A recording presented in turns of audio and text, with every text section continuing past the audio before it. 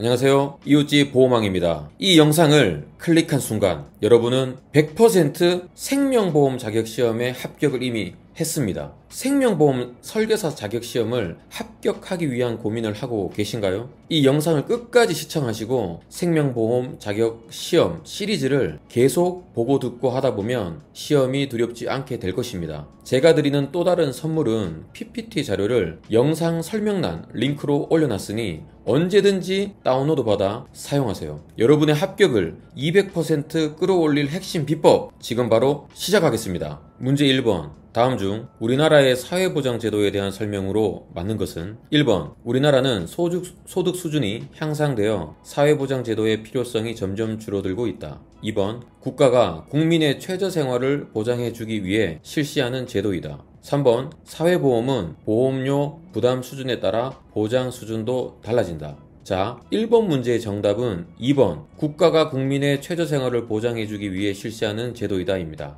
왜냐하면 사회보장제도는 국민의 삶을 위협하는 사회적 위험으로부터 소득과 건강을 보장하기 위한 제도로서 국민의 최저생활을 보장을 목표로 합니다. 1번 문항의 경우 소득 수준이 향상되었지만 급격한 도시화나 고령화로 인해 사회보장제도의 필요성은 오히려 증대되고 있습니다. 3번 문항은 민영보험에 대한 설명으로 사회보험은 소득에 비례하여 보험료를 부담하고 균등한 혜택을 받는 것이 원칙입니다. 이 문제의 핵심은 사회보장제도의 기본 목적을 정확히 이해하는 것이거든요. 특히 사회보험은 소득 수준에 따라 보험료를 부담하지만 보장 수준은 균등하다는 점을 명확히 구분해야 합니다. 민영보험과의 차이점을 잘 기억해 두세요. 문제 2번. 다음 중 재무설계가 필요한 이유와 거리가 먼 것은 1번. 현재의 소득 수준에 따라 가계의 재무 상황을 조절하여 자산을 증대시키고 관리할 필요가 있기 때문. 2번. 소득의 흐름과 소비 지출의 흐름이 일치하기 때문. 3번. 물가 상승, 실업, 장수 등 미래 리스크에 대비해야 하기 때문. 2번 문제의 정답은 2번. 소득의 흐름과 소비 지출의 흐름이 일치하기 때문입니다. 재무설계가 필요한 가장 큰 이유는 바로 소득과 소비가 일치하지 않기 때문이죠. 소득은 일정 기간에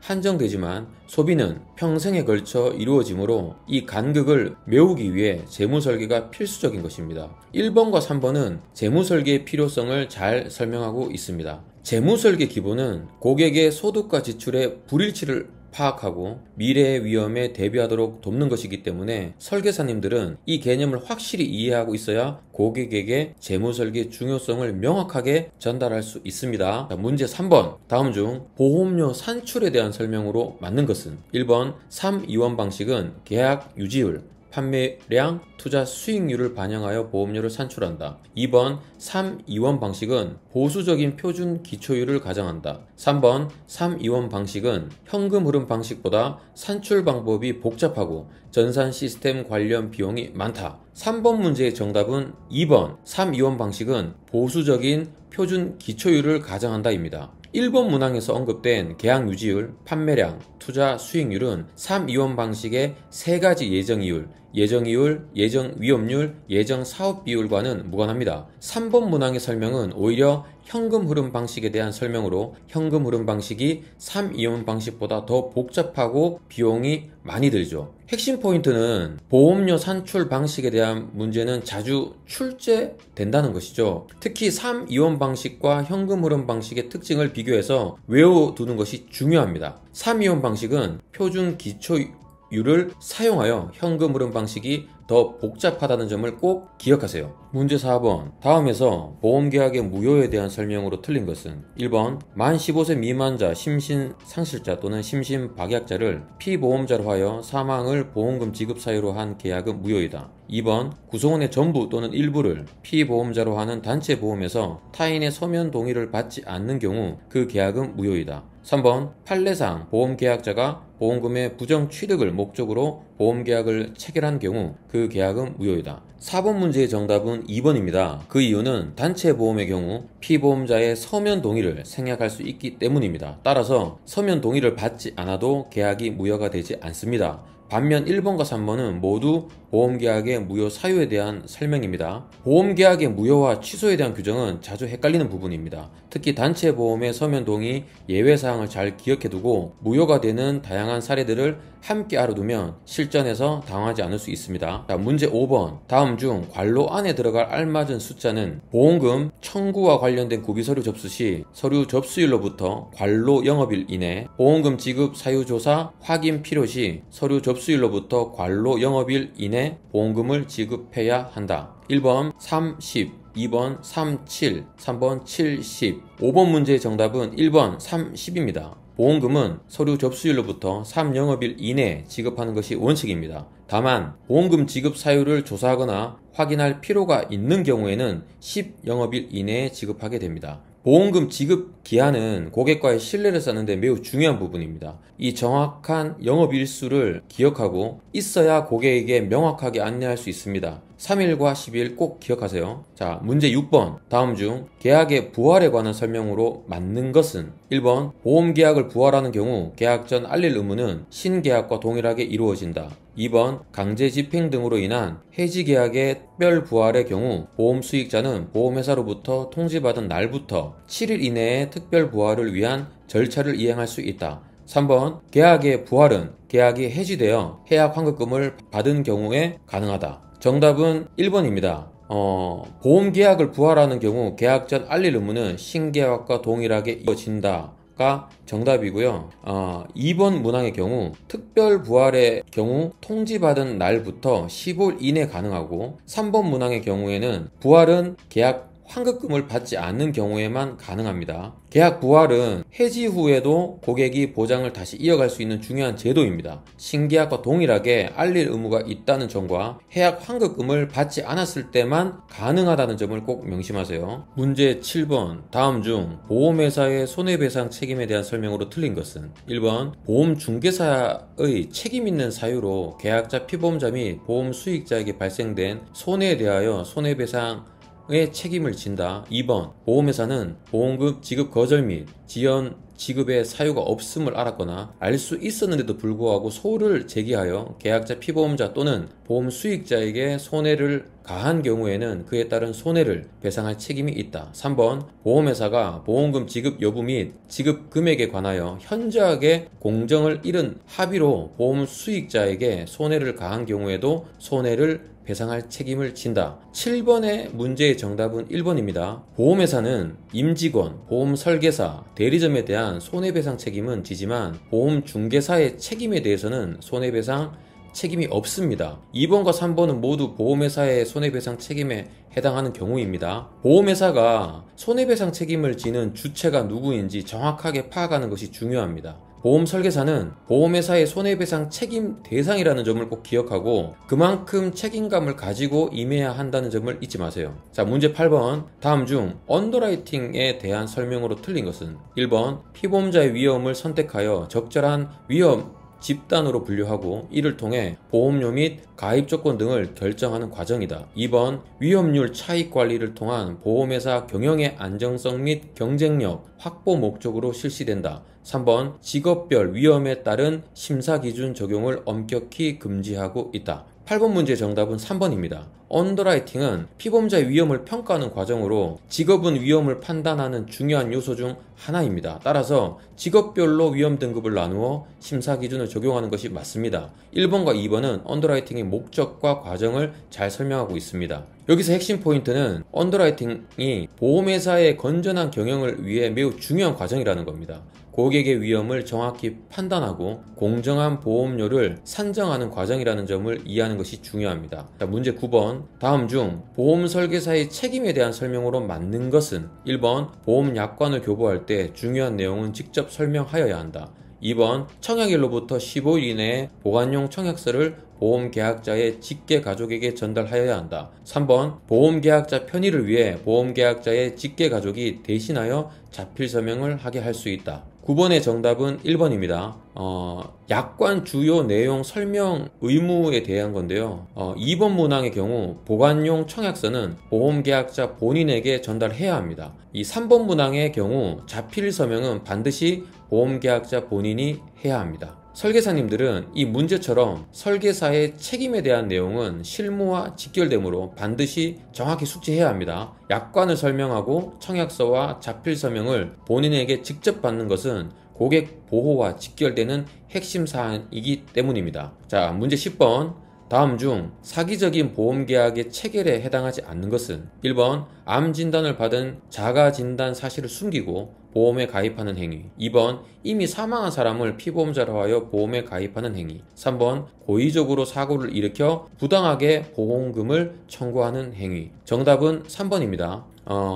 이것은 사기적인 보험계약의 체결이 아니라 보험사고의 고의적 유발 유형에 해당합니다. 1번과 2번은 계약 체결 시점에 사기를 목적으로 한 행위므로 사기적인 보험계약의 체결에 해당합니다. 보험사기 유형을 명확히 구분하는 것이 되게 중요한데요. 계약 시점의 사기 행위와 사고 발생 후의 사고 행위는 서로 다른 유형이라는 것을 기억하세요. 고객에게도 이러한 내용들을 올바르게 안내하여 정직하고 윤리적인 보험 문화를 만들어 가야 합니다. 자, 문제 11번. 보기에 관로 안에 들어갈 말이 알맞게 연결된 것은 생명보험 설계사는 보험업법에 따라 관로 가에 등록해야 하나 현재는 관로 가로부터 보험 설계사의 등록에 관한 업무를 위탁받아 수행하고 있는 생명보험협회에 등록해야 한다. 교차 모집 설계사는 보험계약의 종료에 따른 등록 요건을 갖추어 관로 나에 등록한다. 1번 가 금융위원회 나 보험협회, 2번 가 금융감독원 나 금융위원회, 3번 가 금융감독원 나 보험협회. 정답은 1번입니다. 생명보험 설계사는 원래 금융위원회에 등록해야 하지만 현재는 금융위원회로부터 위탁받은 생명보험협회에 등록합니다.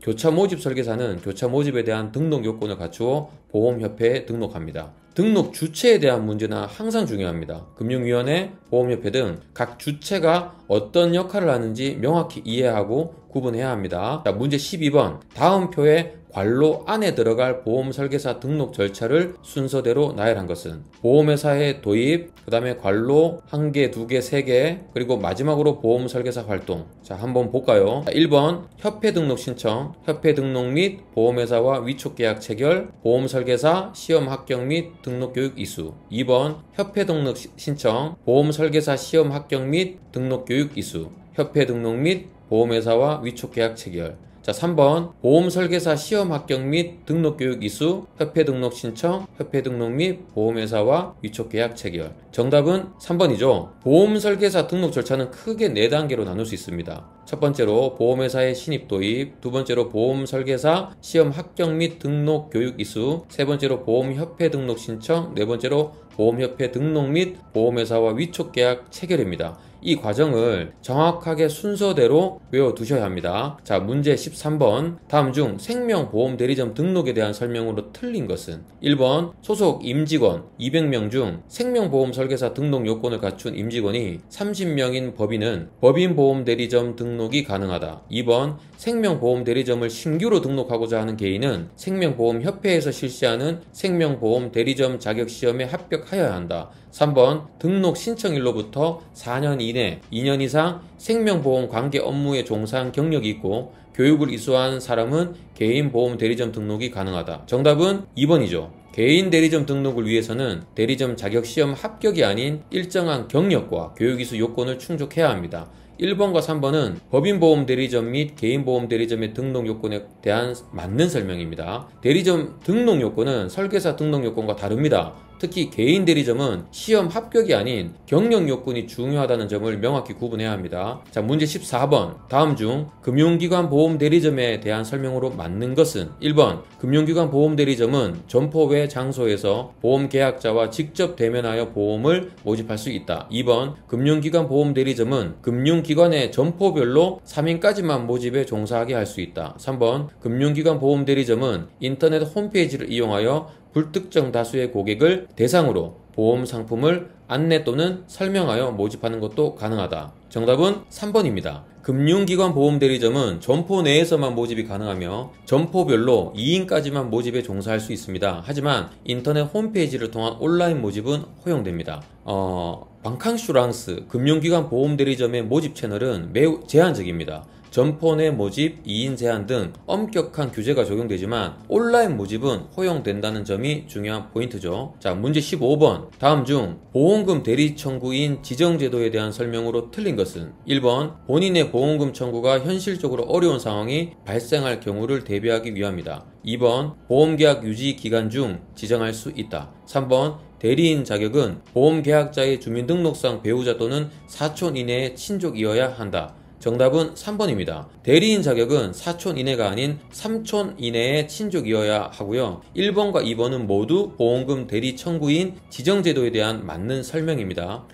핵심 포인트로 대리 청구인 지정제도는 고객이 치매나 질병 등으로 의사결정 능력을 잃었을 때 보험금을 원활하게 받을 수 있도록 돕는 중요한 제도입니다. 사촌이 아닌 삼촌이라는 숫자를 정확히 기억해 주세요. 이 작은 숫자의 차이가 정답을 가릅니다. 자, 문제 16번. 다음 중 보험협회가 공시하는 정보에 해당하는 것은 무엇인가? 1번 보험료, 신용카드 납입 기능, 납입 가능 현황. 2번 보험약관 및 사업방법서. 3번 보험계약 관리 내용. 정답은 1번이죠. 보험협회는 보험회사가 공시하는 정보를 종합하여 비교 공시한 역할을 합니다. 2번 보험약관 및 사업방법서와 3번 보험계약 관리 내용은 각 보험회사가 자체적으로 공시하는 정보죠. 보험회사와 보험협회가 각각 어떤 정보를 공시하는지 구분하는 것이 여기서 중요합니다. 특히 설계사님이 고객에게 자주 안내하게 될 보험료, 신용카드 납입 가능 현황은 협회에서 공시한다는 점을 기억해 두면 실무에도 도움이 되겠죠. 자, 문제 17번. 다음 중 보험회사 수시 공시에 대한 설명으로 틀린 것은?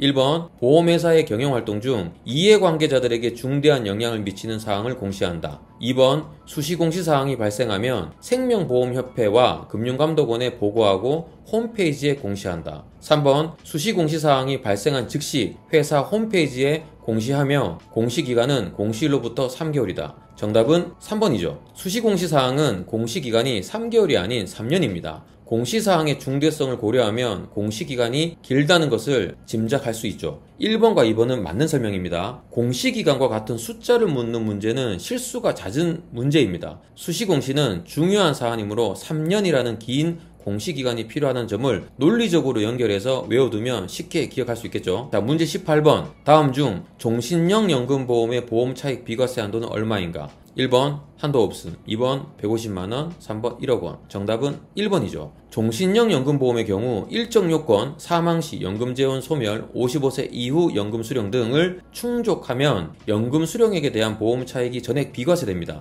따라서 비과세 한도가 따로 정해져 있진 않습니다. 비과세 상품은 고객에게 매우 매력적인 상품입니다. 특히 종신형 연금보험에 비과세 한도가 없다는 점은 고객에게 큰 이점이 될 수 있으므로 이 내용을 정확히 숙지하고 있어야 합니다. 자, 19번 문제. 다음 중 연금소득 분리 과세에 대한 설명으로 틀린 것은? 1번 연금 수령 시점에 나이 인출 요건을 충족해야 한다. 2번 사적 연금 소득의 합계액이 연 2천만원 이하인 경우 3에서 5%의 저율 분리 과세를 선택할 수 있다. 3번 2년 퇴직 소득을 연금 수령하는 경우 연금 외 수령 원천 징수 세율의 60에서 70%를 적용한다. 정답은 2번입니다. 연금 소득의 분리 과세 기준 금액은 1,500만원입니다. 2천만원이 아닌 1,500만원 이하일 경우에만 저율 분리 과세를 선택할 수 있습니다. 연금 소득 분리 과세 기준 금액인 1,500만원은 매우 중요한 숫자이죠. 고객의 세금 부담을 줄여주는 중요한 정보이므로 정확히 알고 있어야 합니다. 자, 문제 20번. 다음 중 보험 설계사 세제에 대한 설명으로 틀린 것은? 1번 보험 설계사 소득은 원칙적으로 다음해 5월 중에 종합소득세 신고를 해야 한다. 2번 해당 과세기간에 지급한 사업소득 수익금액에 대하여 연말정산 사업소득의 경비공제율을 곱하여 계산한다. 3번 연말정산 대상 사업소득 외에 다른 종합소득이 없는 경우 연말정산으로 납세 의무가 종결된다. 정답은 2번입니다. 세법상 수익금액의 소득률을 곱하여 소득금액을 계산합니다. 경비공제율이 아닌 소득률을 사용한다는 점이 포인트죠. 설계사님들은 여러분의 소득과 관련된 세제는 반드시 정확히 알고 있어야 하고요. 경비공제율이 아닌 소득률이라는 점, 그리고 소득세 신고는 5월에 한다는 점을 꼭 기억하세요. 자, 문제 21번. 다음 중 생명보험 계약의 특성에 대한 설명으로 맞는 것은? 1번 계약이 체결된 이후에는 관리가 불필요하다. 2번 실거래에서는 정형화된 보험계약 청약서를 이용하고 보험증권의 제공을 의무화하고 있으므로 보험계약이 사실상 요식계약화 되어가는 경향을 보이고 있다. 3번 계약자의 보험료 납입 여부는 계약 성립의 요건이다. 4번 보험계약자가 보험회사의 보험료 납입 의무만 지니는 편무계약이다. 정답은 2번이죠. 생명보험은 낙성계약이므로 청약과 승낙만으로 계약이 성립되며 보험료 납입은 성립 요건이 아닙니다. 또한 쌍무계약이므로 계약자와 보험회사는 서로 의무를 지닙니다. 그리고 계약 체결 후에도 지속적인 관리가 필요하죠. 보험계약의 법적 성격을 묻는 문제는 자주 출제됩니다. 낙성계약, 쌍무계약, 불요식계약이라는 특징을 정확히 이해하는 것이 중요하죠. 이 기본 개념을 잘 알고 있어야 고객에게도 명확하게 설명할 수 있습니다. 자, 문제 22번. 다음 표의 괄호 안에 들어갈 내용이 바르게 나열된 것은 생명보험 상품은 과학적이고 합리적인 방법인 괄호와 또 괄호를 기초로 하여 개발되고 있다. 자, 1번 대소의 법칙, 수지상등의 원칙. 2번 생명포, 이득금지의 원칙. 3번 수지상등의 원칙, 실손보상의 원칙. 4번 급부, 반대급부의 원칙, 이득금지의 원칙. 정답은 1번이죠. 생명보험 상품은 과학적인 통계에 기반한 대수의 법칙과 보험료와 보험금의 균형을 맞추는 수지상등의 원칙을 기초로 개발됩니다. 이는 보험의 기본 원리이죠. 보험의 기본 원리를 묻는 문제인데 이 두 가지의 원칙은 생명보험의 근간이므로 반드시 기억하세요. 자, 문제 23번. 다음 중 준비금의 이자 적립 방식에 따른 생명보험 상품의 분류에 대한 설명으로 틀린 것은 1번 금리 확정형 보험은 최초 가입 시 정한 이율로 만기까지 이자를 적립한다. 2번 금리 연동형 보험은 특정 자산을 운용 실적에 연계하여 투자 성과를 지급한다. 3번 실적 배당형 보험은 실적을 매일 평가하여 보험금에 반영한다. 4번 자산 연계형 보험은 변액보험보다는 안정적이면서 일반 상품보다 높은 수익률을 기대할 수 있다. 정답은 2번이죠. 이는 자산 연계형 보험에 대한 설명인데요. 금리 연동형 보험은 공시 이율을 통해 이자를 적립하는 방식입니다. 보험 상품의 종류와 특징을 정확히 구분하는 것이 중요한데요. 특히 금리 확정형, 금리 연동형, 실적 배당형, 자산 연계형 상품의 차이점을 명확히 알아두고 시험에 임하세요. 자, 문제 24번. 다음 표에서 설명하는 보험 상품으로 맞는 것은 보험 가입 후 일정 기간 경과 시 연령과 위험률을 변경하여 보험료를 다시 산정해 유지하는 보험이다. 1번 갱신형 보험, 2번 실적 배당형 보험, 3번 자산 연계형 보험, 4번 표준형 보험. 정답은 1번이죠. 갱신형 보험은 보장 기간이 정해져 있으며 갱신 시점에 보험료가 변경될 수 있는 상품입니다. 따라서 연령과 위험률을 변경하여 보험료를 재산정하는 것이 특징이죠. 갱신형과 비갱신형 보험은 고객의 중요한 선택지입니다. 각각의 장단점을 명확히 이해하고 있어야 고객의 상황에 맞는 상품을 추천할 수 있습니다. 자, 문제 25번. 다음 중 종신보험에 대한 설명으로 맞는 것은 1번 종신보험의 납입기간과 보장기간은 동일하다. 2번 종신보험은 보장성 보험이므로 변액보험으로 판매할 수 없다. 3번 종신보험 이외에도 사망을 보장하는 상품 설계가 가능하다. 4번 종신보험은 보장성 보험이므로 특약 부과가 불가능하다. 정답은 3번이죠. 정기보험처럼 종신보험 외에도 사망을 보장하는 상품이 있습니다. 1번 문항의 경우 종신보험의 보장기간은 종신이므로 납입기간과 보장기간은 일치하지 않습니다. 2번 문항의 경우 변액종신보험처럼 변액보험으로 판매가 되고 있으며 4번 문항의 경우 다양한 특약을 부과하여 설계할 수 있습니다. 여기서 종신보험의 특징을 정확히 이해하는 것이 중요한데요. 특히 변액 상품으로 판매된다는 점, 다양한 특약이 부과된다는 점을 실무에도 중요하게 사용되므로 여러분들 꼭 알아두세요. 자, 문제 26번입니다. 다음 중 장애인 차별금지 및 권리구제 등에 관한 법률에 따른 보험회사의 장애인 보험 가입 시 위반 행위 사례에 해당하지 않는 것은 1번 비장애인과 다른 심사 절차를 거쳐 보험에 가입할 수 있도록 하였다. 2번 장애인이라는 이유로 보험 가입을 거절하였다. 3번 최근 이내의 암 경력을 이유로 보험 가입을 거절하였다. 4번 장애인이기 때문에 종신보험 가입 시 보험금을 감액하여 인수하였다. 정답은 3번이죠. 장애인도 비장애인과 마찬가지로 가입 당시의 건강 상태 등을 고려하여 인수 조건을 결정하므로 암 경력과 같은 건강상의 이유로 가입을 거절하는 것은 위반 행위가 아닙니다. 1번, 2번, 4번은 모두 장애인 차별에 해당하는 위반 행위 사례이죠. 여기서 장애인 차별 금지에 대한 문제는 윤리적인 측면에서 매우 중요합니다. 장애인이라는 이유만으로 보험 가입을 제한하거나 불이익을 주는 것은 명백한 위반이라는 점을 꼭 기억하세요. 자, 문제 27번. 다음 표의 연금저축에 대한 설명으로 틀린 것은 현행 연금저축은 가 소득세법에 따라 나 만 18세 이상부터 가입할 수 있으며 다 최소 보험료 납입 기간을 5년으로 하여 라 연간 납입 보험료 600만원을 한도로 세제 혜택을 받을 수 있다. 자, 1번 가, 2번 라, 3번 다, 4번 나. 정답은 4번이죠. 연금저축은 만 18세 이상이라는 나이 제한이 없습니다. 연금저축은 노후 준비를 위한 중요한 상품입니다. 가입 자격에는 나이 제한이 없다는 점과 함께 세제 혜택 한도 600만원과 최소 납입 기간 5년과 같은 다른 중요 요건들을 함께 기억해 두세요. 문제 28번. 다음에서 퇴직연금에 대한 설명 중 틀린 것은 1번 모든 퇴직연금은 운용 실적에 따라 근로자에게 지급될 퇴직급여가 달라진다. 2번 확정기여형은 회사의 부담금이 사전에 확정되는 퇴직연금이다. 3번 자영업자도 퇴직연금에 가입할 수 있다. 4번 근로자가 직접 상품을 선택하여 운용할 수 있는 퇴직연금이 존재한다. 정답은 1번이죠. 확정급여형, DB형의 경우 퇴직급여가 사전에 정해져 있고 운용 실적에 관계없이 지급됩니다. 운용 실적에 따라 퇴직급여가 달라지는 것은 확정기여형, C형입니다. 여기서 핵심 포인트는 퇴직연금은 DB형과 DC형으로 나누는데요. DB형은 급여가 확정되고 DC형은 기여금이 확정된다는 점을 명확히 구분해야 합니다. 이 두 가지 유형의 특징을 잘 이해해야 고객에게 올바른 정보를 제공할 수 있겠죠. 자, 문제 29번. 다음 보기에서 변액보험에 대한 설명 중 맞는 것을 모두 고른 것은 가. 계약자 자산의 비례한 공평한 투자 손익의 배분을 위해 특별 계정에서 운용한다. 나. 변액보험의 특약은 예금자 보호에 해당된다. 다. 최저보증보험금은 예금자 보호법에 따라 예금보험공사가 보호한다. 1번 가, 2번 가나, 3번 가다, 4번 가나다. 정답은 4번입니다. 변액보험은 특별 계정에서 운용되며 특약과 최저보증보험금은 예금자 보호 대상입니다. 변액보험의 원금 손실 위험에 대비해 예금자 보호가 가능한 부분들을 꼭 기억해 두세요. 여기서 변액보험은 투자형 상품이므로 예금자 보호 대상이 아니라고 오해할 수 있습니다. 하지만 최저보증보험금과 특약은 예금자 보호 대상이라는 점이 중요합니다.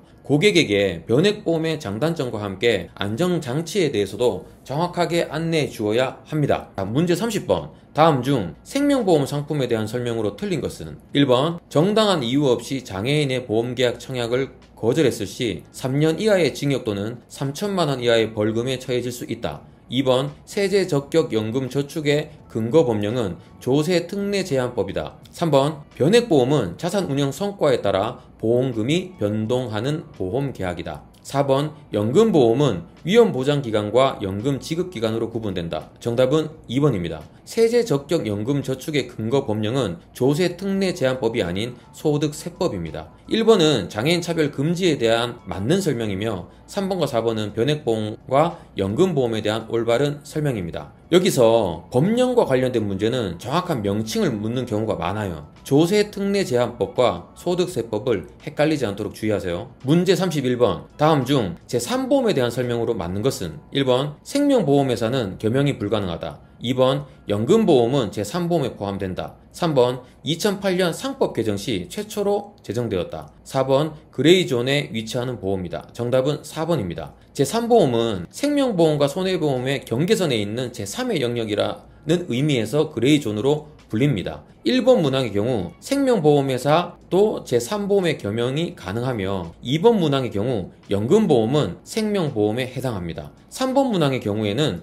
2003년 보험업법 전면 개정 시 도입되었습니다. 여기서 핵심 포인트는 제3보험의 정의와 특징은 시험에 자주 출제된다는 겁니다. 생명보험사와 손해보험사 모두 겸용이 가능하고 2003년 도입되는 점을 꼭 기억해 두세요. 문제 32번. 다음 표에 괄호 안에 들어갈 내용에 알맞게 연결된 것은 가, 상, 제3보험 상품 중 나, 많이, 다에 별도로 분류되어 있지 않다. 1번 가, 상법, 나, 간병보험, 다, 보험업법. 2번 가, 보험업법, 나, 간병보험, 다, 상법. 3. 가, 상법, 나, 상해보험, 다, 보험업법. 4. 가, 보험업법, 나, 질병보험, 다, 상법. 정답은 2번이죠. 제3보험 상품은 보험업법에 정의되어 있으며 이 중 상해보험과 질병보험은 상법에도 규정되어 있습니다. 하지만 간병보험은 상법에 별도로 분류되어 있지 않습니다. 여기서 제3보험을 규율하는 법령에 대한 문제 문제인데요. 특히 간병보험만 상법에 규정이 없다는 점이 시험에 자주 출제되니까 꼭 외워두세요. 문제 33번. 다음 중 제3보험의 모집 자격에 대한 설명으로 틀린 것은? 1번 제3보험 상품을 모집하고자 하는 경우 보험회사를 통하여 금융위원회로부터 등록 업무를 위탁받은 보험협회에 등록해야 한다. 2번 생명보험과 제3보험을 모집하고자 하는 경우에는 생명보험협회에 등록하면 된다. 3번 손해보험과 제3보험을 모집하고자 하는 경우에는 손해보험협회에 등록하면 된다. 4번 제3보험만을 모집하고자 하는 경우에는 생명보험협회와 손해보험협회에 모두 등록해야 한다. 정답은 4번이죠. 제3보험만을 모집하려는 경우에도 생명보험협회와 손해보험협회 중 한 곳에만 등록하면 됩니다. 1, 2, 3번은 모두 맞는 설명이죠. 제3보험의 모집 자격은 한쪽 협회에만 등록하면 된다는 점이 중요합니다. 이 점을 정확히 이해하고 있어야 합니다. 자, 문제 34번. 다음 중 제3보험에 해당하지 않는 것은? 1번 상해보험, 2번 질병보험, 3번 연금보험, 4번 장기간병보험. 정답은 3번이죠. 제3보험은 상해보험, 질병보험, 간병보험으로 구성됩니다. 연금보험은 생명보험 상품에 해당하죠.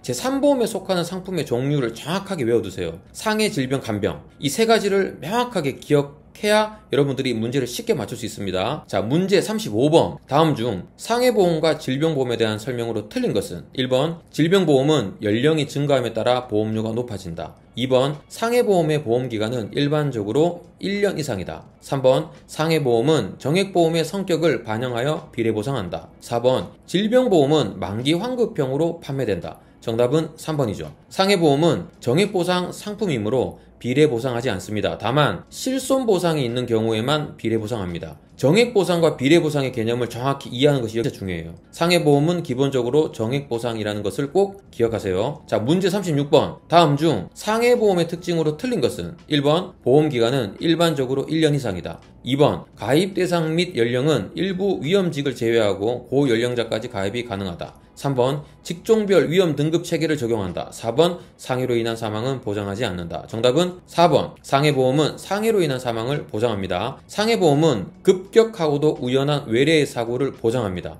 이 사고로 인한 사망도 당연히 보장 대상이 됩니다. 상해보험의 기본 보장 내용을 정확히 숙지해야 합니다. 37번 문제. 다음 중 최근 질병보험 시장의 변화에 대한 설명으로 틀린 것은? 1번 평균 수명의 연장으로 노인 인구가 급증하고 있다. 2번 사회 경제적 발전과 생활 양식의 변화에도 질병의 형태는 크게 변화하지 않았다. 3번 노인성 질환의 발생이 증가하고 질병 기간은 장기화되고 있다. 4번 1인 가구 증가 등 사회적 변화에 따라 온라인 미니보험도 출시되었다. 정답은 2번이죠. 생활 양식의 변화로 인해 질병의 형태도 크게 변화하고 있습니다. 예를 들어 서구화된 식습관으로 인해 성인병이 증가하고 있는 것처럼요. 여기서 핵심은 질병보험 시장은 사회 환경 변화에 따라 끊임없이 변화합니다. 이러한 변화를 이해하고 있어야 최신 상품과 트렌드를 고객에게 제안할 수 있겠죠. 자, 문제 38번. 다음 보기에 관로 안에 들어갈 알맞은 용어는 무엇인가? 피보험자가 암에 대한 책임 계실 이후